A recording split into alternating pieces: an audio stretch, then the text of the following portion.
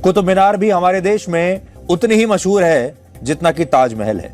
आपने अपने स्कूल में इतिहास की किताबों में ये जरूर पढ़ा होगा कि इसे कुतुबुद्दीन ऐबक ने बनवाया था, लेकिन किसी ने आपको यह नहीं बताया होगा कि इस कुतुब मीनार के नीचे भी मंदिरों के दमन का एक और इतिहास दबा हुआ है। और इस विवाद की पृष्ठभूमि जानने के लिए आपको पहले यह समझना होगा कि यहां विवाद सिर्फ कुतुब मीनार को लेकर नहीं है। यह विवाद 24,000 वर्ग मीटर में फैले उस जमीन के टुकड़े को लेकर है जिसे कुतुब मीनार कॉम्प्लेक्स कहा जाता है, यानी कुतुब मीनार का परिसर।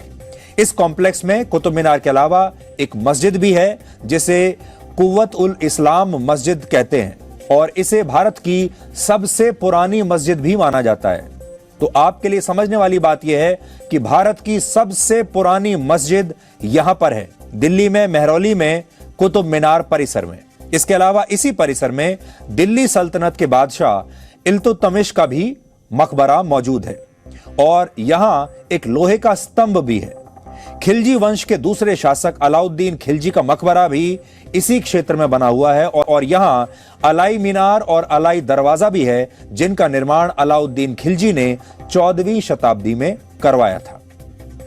अलाउद्दीन खिलजी भी हिंदुओं से बहुत नफरत करता था, और उसने अपने चाचा और दिल्ली सल्तनत के उस समय के बादशाह जलालुद्दीन खिलजी की हत्या करके इस राजगद्दी पर खुद को स्थापित किया था। हिंदू राजाओं को बड़ी लड़ाइयों में इसने हराया था। इनमें चित्तौड़ के राजा रावल रतन सिंह का नाम भी शामिल है, जिनकी पत्नी का नाम था पद्मावती। पद्मावती पर एक फिल्म भी बनी थी। हमारे देश में लोग इतिहास तो पढ़ते नहीं है, लेकिन कई बार हिंदी फिल्मों के जरिए उन्हें इतिहास की थोड़ी बहुत जानकारी हो जाती है। तो आपने पद्मावती नाम की जो फिल्म देखी होगी वो भी इसी कहानी पर आधारित थी। और पद्मावत काव्य के अनुसार पद्मावती ने अलाउद्दीन खिलजी से ही खुद को बचाने के लिए जौहर कर लिया था, यानी वो राजा रावल रतन सिंह की मृत्यु के बाद आग में कूद गई थी अपने आप को अलाउद्दीन खिलजी से बचाने के लिए। और खिलजी ने भी भारत में कई मंदिरों को तुड़वाया, और उसके कार्यकाल में कुतुब मीनार परिसर का भी विस्तार हुआ, यानी 24,000 वर्ग किलोमीटर के इस क्षेत्र में कई तरह के स्मारक हैं, और दावा है कि ये सभी उस स्थान पर बने हुए हैं जहां पहले 27 हिंदू और जैन मंदिर हुआ करते थे। तो ये पूरी पृष्ठभूमि आपके सामने है। असल में 11वीं शताब्दी में तोमर वंश के शासक अनंगपाल तोमर ने दिल्ली के सबसे पुराने शहर लालकोट की स्थापना की थी, और कुतुब मीनार इसी लालकोट क्षेत्र के दायरे में आता था। तोमर वंश के बाद पृथ्वीराज चौहान ने दिल्ली पर शासन किया, और उनके कार्यकाल में इस लालकोट शहर का और भी ज्यादा विस्तार हुआ। यह बात 12वीं शताब्दी की है, जब किला राय पिथौरा का भी निर्माण हुआ था। आज यह किला कुतुब मीनार से लगभग 5 किलोमीटर की दूरी पर है। तराइन की दूसरी लड़ाई में जब पृथ्वीराज चौहान मोहम्मद गौरी से युद्ध हार गए तो दिल्ली पर मुस्लिम आक्रमणकारियों ने अपना कब्जा कर लिया, और यहीं से हिंदू और जैन मंदिरों को नष्ट करने की शुरुआत हुई। भारत की सरकार खुद ये मानती है कि आज दिल्ली में जिस स्थान पर कुतुब मीनार मौजूद है वहां पहले 27 हिंदू और जैन मंदिर हुआ करते थे, लेकिन वर्ष 1192 में कुतुबुद्दीन ऐबक ने यह तय किया कि वो इन सभी मंदिरों को तोड़कर यहां एक भव्य और विशाल मस्जिद का निर्माण करवाएगा। कुतुबुद्दीन ऐबक मोहम्मद गौरी का गुलाम सेनापति था, और उसने वर्ष 1192 में ये सभी 27 मंदिर नष्ट करा दिए और इनके मलबे से एक मस्जिद का निर्माण शुरू किया, जिसे आज कुव्वत उल इस्लाम मस्जिद कहा जाता है। और ये बात हम अपनी तरफ से नहीं कह रहे, बल्कि इस मस्जिद के बाहर ये जानकारी बाकायदा आर्कियोलॉजिकल सर्वे ऑफ इंडिया द्वारा लिखी गई है, ASI द्वारा लिखी गई है इस पत्थर पर। अगर आप जाएंगे आज तो जो जानकारी मैं इस समय आपको बता रहा हूं, यही जानकारी आपको यहां पर भी मिलेगी। दुर्भाग्य यह है कि लोग इन जानकारियों को ठीक से पढ़ते नहीं हैं, और जो इतिहास उन्हें स्कूलों में और कॉलेजों में वर्षों से दशकों से पढ़ाया जा रहा है उस पर विश्वास कर लेते हैं। अगर आप कुतुब मीनार गए हैं तो आपने भी इसके बारे में यहां पर जरूर पढ़ा होगा।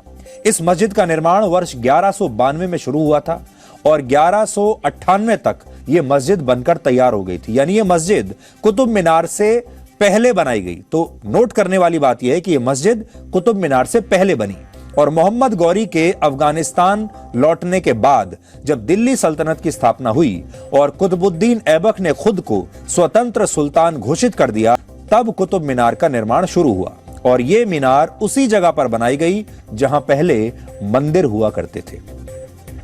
भारत सरकार के मुताबिक यह मीनार वर्ष 1202 में बननी शुरू हुई थी और कुतुबुद्दीन ऐबक के समय में इस मीनार का केवल एक निचला हिस्सा ही बन पाया था।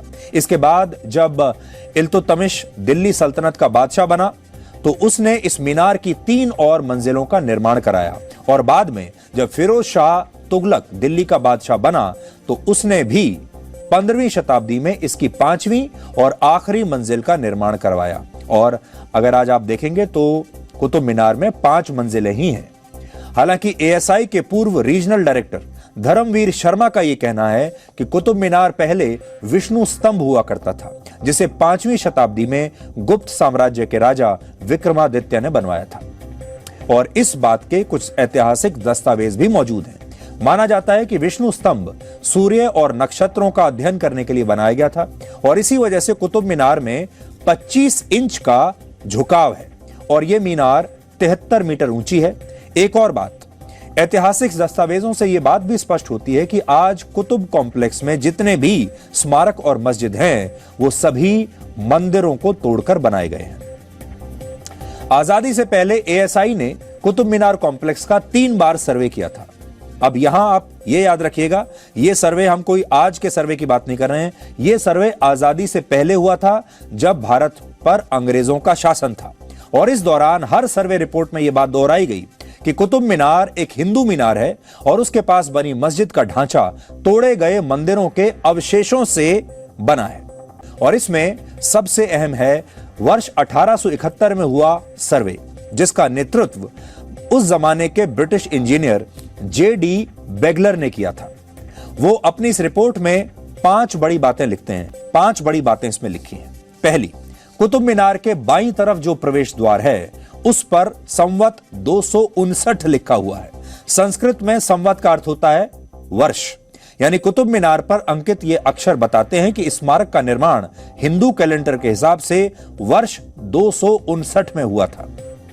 दूसरी बात, कुतुब मीनार की दीवारों पर अलग अलग आकृतियों वाले पत्थर लगे हैं जिन पर अरबी भाषा में कुछ लिखा हुआ है और वर्ष 1871 की सर्वे रिपोर्ट के मुताबिक ये पत्थर और आकृतियां जिस दीवार पर इस्तेमाल हुई हैं उस पर घंटियां, कमल का फूल और त्रिभुज के आकार के निशान बने हुए थे जो गुप्ता राजवंश के समय के हो सकते हैं। इसलिए हो सकता है कि मुस्लिम शासकों ने इन निशानों को छुपाने के लिए ऐसा किया हो। तीसरी बात इसमें जो लिखी है, 1871 में कुतुब मीनार के पास खुदाई के दौरान एएसआई को हिंदू देवी लक्ष्मी की 2 मूर्तियां मिली हैं, यानी हिंदू देवी लक्ष्मी की 2 मूर्तियां इसी साइट से मिली। और चौथी बात, अरब के खोजी यात्री इब्न बतूता ने खुद यह माना था कि कुतुब मीनार के परिसर में पहले 27 हिंदू और जैन मंदिर हुआ करते थे और इस बात का जिक्र इस रिपोर्ट में भी किया गया है।